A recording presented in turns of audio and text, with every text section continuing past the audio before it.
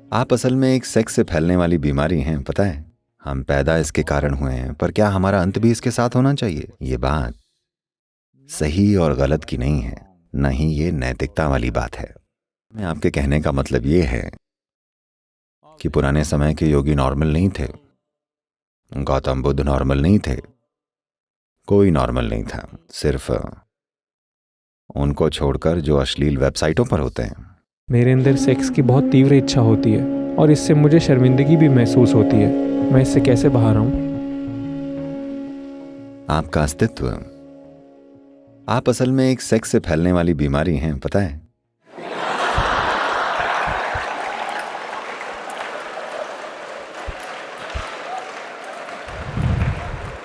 ये जीवन की मूल बातें हैं। मैं कह रहा हूं कि आप इसी वजह से पैदा हुए हैं, आपकी सेक्सुअलिटी की वजह से नहीं, किसी और की। तो हम पैदा इसके कारण हुए हैं, पर क्या हमारा अंत भी इसके साथ होना चाहिए? सवाल ये है। ये बात सही और गलत की नहीं है, न ही ये नैतिकता वाली बात है। बात यह है कि इसका स्वभाव कितना सीमित है। क्या आप हमेशा के लिए इसी में फंसे रहना चाहते हैं, या फिर ये सोचना चाहते हैं कि ये एक बुरी बात है, मैं इसे छूना भी नहीं चाहता? नहीं, मैं कहूंगा कि करीब 30 से 40% लोगों के लिए ये एक आने जाने वाली चीज है उनके अंदर, पर सामाजिक व्यवस्था की वजह से वो सब सोचते हैं उन्हें उस दिशा में जाना पड़ेगा। हो सकता है बाकी 30-40% लोग हों जिनके लिए एक बड़ी मजबूरी हो। बाकी 30-40% के लिए ये एक सामान्य सी जरूरत है, उनको ये चाहिए तो, पर वो इतने मजबूर नहीं हैं। तो ये है लोगों का स्वभाव। मैं ये बात इसके बारे में अपने खास सटीक बोध के आधार पर कह रहा हूं। ऐसा नहीं है कि सब लोग इसमें हर वक्त लिप्त रहते हैं, पर आज की तारीख में समाज उन्हें इस तरह से ढाल रहा है कि अगर आप वैसे नहीं हैं तो आप नॉर्मल नहीं हैं। तो असल में आपके कहने का मतलब ये है कि पुराने समय के योगी नॉर्मल नहीं थे, गौतम बुद्ध नॉर्मल नहीं थे, कोई नॉर्मल नहीं था, सिर्फ उनको छोड़कर जो अश्लील वेबसाइटों पर होते हैं, कोई नॉर्मल नहीं है। नहीं, ये फिजिकलिटी या भौतिकता का एक बहुत बढ़ा चढ़ा स्वरूप है। There is a physical body, it has come into existence only because of somebody's sexuality, isn't it? ये जो भौतिक शरीर है, ये केवल किसी की सेक्सुअलिटी की वजह से अस्तित्व में आया है कि नहीं? सेक्स का शरीर के एक मूल स्वभाव में होना एक बात है, पर उसका आपके दिमाग में घर कर जाना दूसरी बात है। वो इसलिए हो रहा है क्योंकि आपके आसपास एक खास तरह का कल्चर है। ये इसलिए भी हो रहा है क्योंकि किसी ने आपको कह दिया ये पाप है, आपको इसके बारे में सोचना भी नहीं चाहिए। ये बस इतना है कि इसके लिए कुछ सभ्य तरीके होते हैं जिसके लिए हमने सामाजिक संस्थान बनाए हैं, कमिटमेंट यानी प्रतिबद्धता का एक खास स्तर बनाया है। क्योंकि एक इंसान में ये एक बुनियादी इच्छा होती है कि वो अपने जीवन के हर पहलू को थोड़ी सुंदरता से चलाए, नहीं तो हमें जानवरों जैसा लगेगा। देखिए, हम खाते हैं, हम ऐसे भी खा सकते हैं। जब आप बहुत भूखे होते हैं तो आप जानवरों की तरह हो जाते हैं। अगर आपने 5 दिन से खाना ना खाया हो तो आप दोनों हाथों से उस तरह खाएंगे जैसे कि आपने कभी भूखे कुत्ते को खाना खाते हुए देखा है? उस तरह से इंसान भी वैसा ही व्यवहार करेगा अगर उसकी जरूरत उस तरह की हो जाएगी। अब वही चीज है, पर हमने ढंग से बैठना सीख लिया है। जब आपको जोर से भूख लगी होती है Sahana.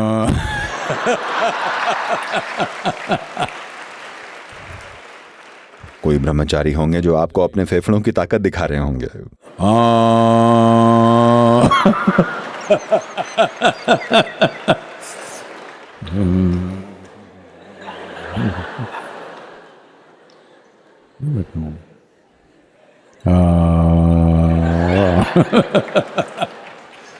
आप 3 बार आम बोल चुके होंगे जब तक वो एक बार आम बोलते हैं।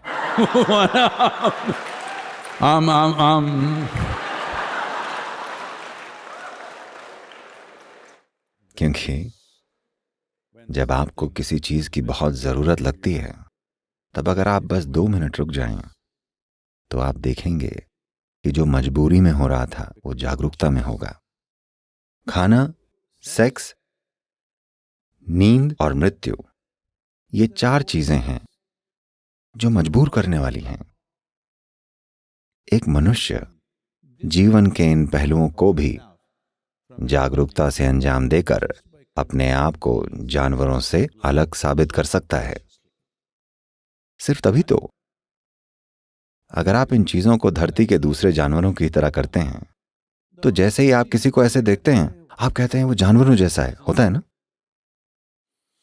तो इंद्रियों के स्तर पर सभी में कुछ विवशताएं होती हैं, पर आपके पास एक बुद्धि है जो आपको जागरूक बना सकती है और आप जीवन के उस पहलू को जागरूकता से अंजाम दे सकते हैं।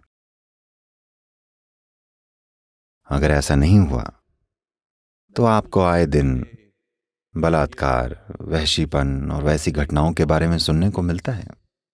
उस व्यक्ति की भी किसी दूसरे व्यक्ति के जैसी ही इच्छाएं हैं, पर वो इसे सही ढंग से, गरिमापूर्ण तरीके से नहीं कर पाता, क्योंकि उसकी मजबूरियां उसकी बुद्धि पर हावी हो जाती हैं।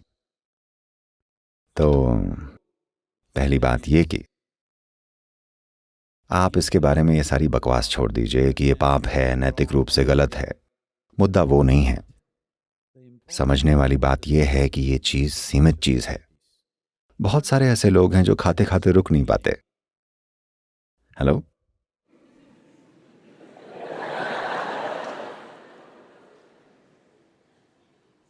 खाना खाने के बारे में एक अच्छी बात यह है कि अगर आप खाते खाते रुक नहीं पा रहे हैं तो सबको एकदम से पता चल जाता है, उनको भी जिन्होंने आपको खाते हुए देखा भी नहीं था। ऐसा ही कुछ लोगों के साथ सेक्सुअलिटी के लिए भी है। कुछ लोग होते हैं जो कहीं भी सो जाते हैं। सत्संग एक अच्छी जगह होती है।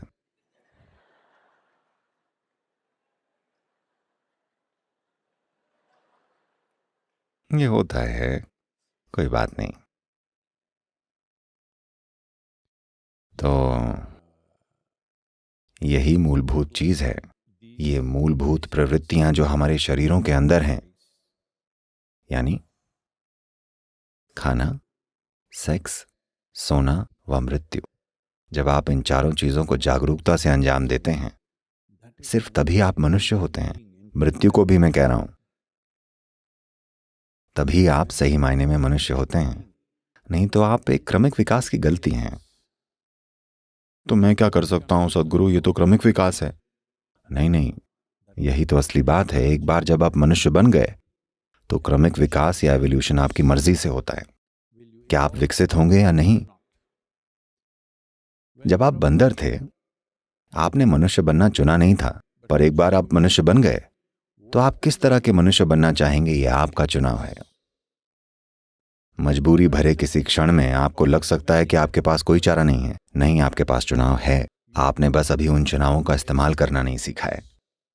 प्रवृत्तियां आप भी हैं, पर आप उन्हें चुन सकते हैं, मजबूर होकर नहीं। यही वो अंतर है। आप सभी सेक्स की वजह से पैदा हुए हैं, पर क्या आपको इसी के लिए अपना सारा जीवन जीना चाहिए? ये एक चुनाव है। ये एक चुनाव है। यह आपके शरीर का एक अंश है। ये पूरा सब कुछ नहीं है। आप जो हैं ये उसका एक अंश भर है। ये वो सब कुछ नहीं है जिसे आप मैं कहते हैं। बुनियादी रूप से ये एक लालसा है। जिसकी हम लालसा रखते हैं उसे रूपांतरित किया जा सकता है ना? जब आप एक बच्चे थे आपको पेपरमिंट की लालसा थी। अब आप बड़े हुए तो किसी और चीज की लालसा होती है। अभी आप नवयुवा हैं तो किसी और चीज की लालसा है। पर ये लालसाएं बदलती रहती हैं, है कि नहीं?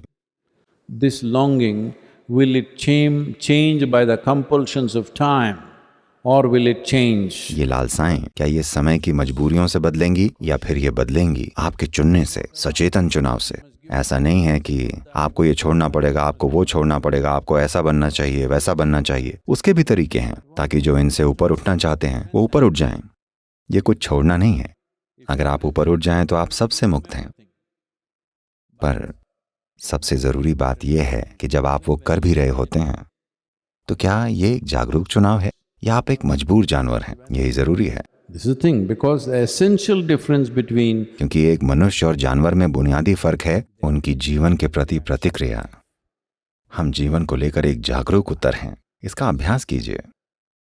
कोई बात नहीं, आपको इसको लेकर ग्लानि में नहीं रहना चाहिए। अरे मैं सेक्स की तीव्र इच्छा से मजबूर हूं तो मैं आध्यात्मिक नहीं हूं।